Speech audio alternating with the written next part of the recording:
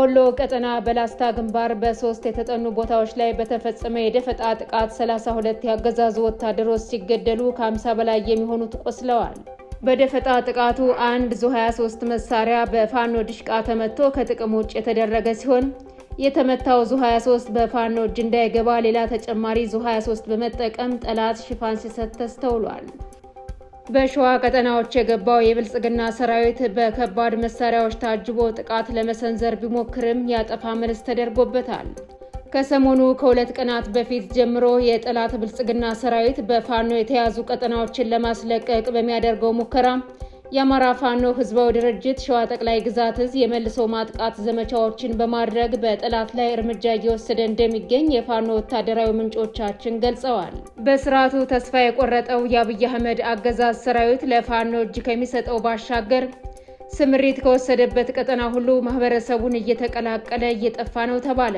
ከብልጽግና ስምሪት በመቀበል በተለያዩ ቀጠናዎች የተበተነው ሰራዊቱ አገዛዙን በመክዳት መለዮውን በመጣል ልብስ እየቀየረ እየጠፋ ነው ሲሉ የሽንዲ ከተማ ነዋሪዎች ለሚዲያችን ተናግረዋል። ከጸረ አማራው የአብይ አህመድ አገዛዝ ዙፋን ጠባቂ ሰራዊት ጋር የሚደረገው አውደ ውጊያ በቀጠለበት መንገድ ጠቋሚው የሚሊሻና የአድማ ብተና ኃይል በተለያዩ ግንባሮች እየተመታ እንደሚገኝ ተገለጠ።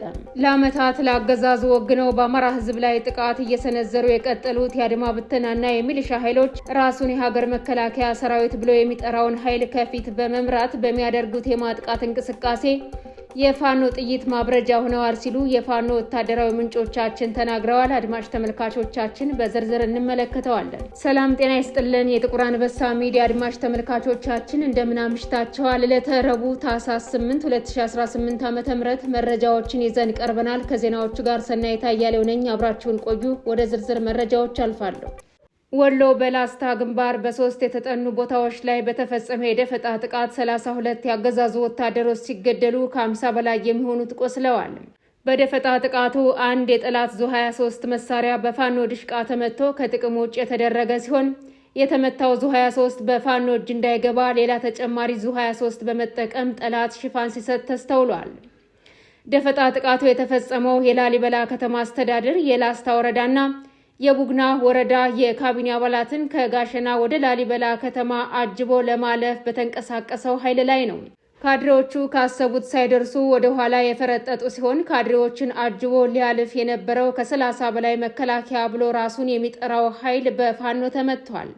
በተመሳሳይ ምኒልክ ዕዝ በቆቦ ከተማ ዙሪያ ልዩ ስሙ ካራኤላ የተባለ ቦታ ላይ መሽጎ ከሚገኘው የጠላት ሰራዊት ጋር ትናንት ታህሳስ 7 2018 ዓ.ም ጠዋት 3 ሰዓት ላይ ጀምሮ ምሽት 1 ሰዓት ድረስ በተደረገ ተጋድሎ ከ30 በላይ ዙፋን ጠባቂ ሰራዊት ሞትና ቁስለኛ መደረጉ ተረጋግጧል። የብልጽግናው ሰራዊት አካባቢውን ለመቆጣጠር ባደረገው ጥረት ከፍተኛ ሰብአዊና ወታደራዊ ኪሳራዎችን አስተናግዷል። በሸዋ ቀጠናዎች የገባው የብልጽግና ሰራዊት በከባድ መሳሪያዎች ታጅቦ ጥቃት ለመሰንዘር ቢሞክርም ያጠፋ መልስ ተደርጎበታል።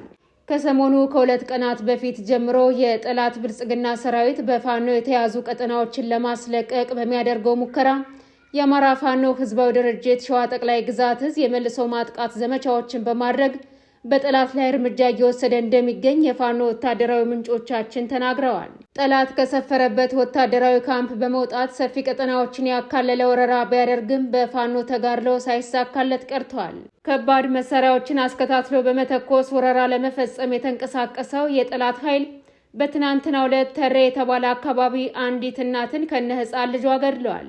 እንዲሁም በመራቤቴ ቀጠና በአፋድ ሸዋ ጠቅላይ ግዛት እዝ የተመታው የጠላት ኃይል 3 የአንድ ቤተሰብ አባላትን ረሽኗል።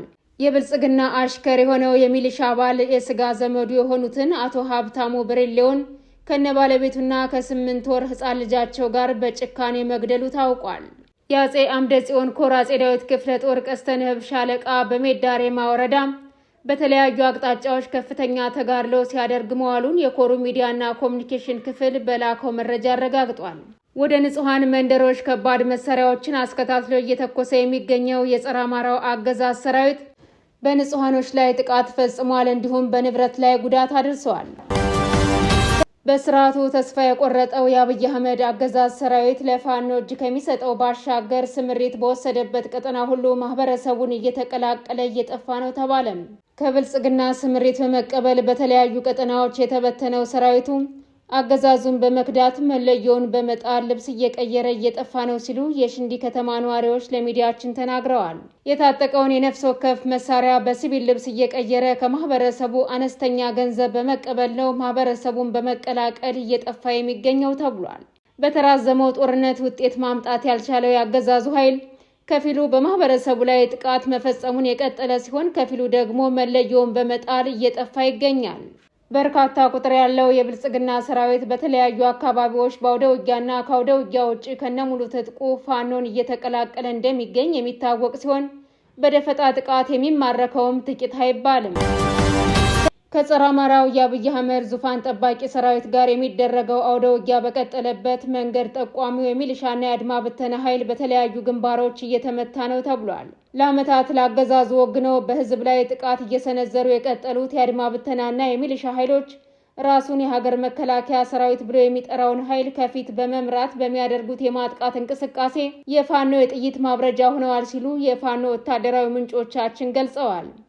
እነዚህ ኃይሎች በአውደ ግንባር ከፋኖ ጋር ከሚያደርጉት የተኩስ ልውውጥ በተጨማሪ በተቆጣጠሯቸው ቀጠናዎች ሁሉ በንጹሃን መንደሮች በመንቀሳቀስ የፋኖ ቤተሰቦች ናችሁ በሚል ጥቆማ በመስጠት በርካቶችን ንብረታቸውን ዘርፈዋል፣ እንዲሁም የበርካቶችን ህይወት ቀጥፈዋል። በመሆኑም የጸረ አማራውን ሰራዊት ከፊት እየመሩ ጥቃት የሚሰነዝሩት እነዚህ ቅጥረኛ ኃይሎች በፋኖ ኢላማ ውስጥ እየገቡ እየተደመሰሱ እንደሚገኙ ተነግረዋል።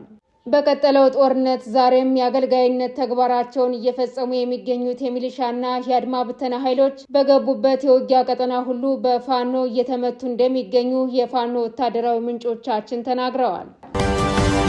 በጎጃም ቀጠናዎች በተለያዩ አካባቢዎች ስምሪት ከወሰደው የጠላት ኃይል ጋር የሚደረገው የደፈጣና መደበኛ ውጊያ እንደቀጠለ ነው።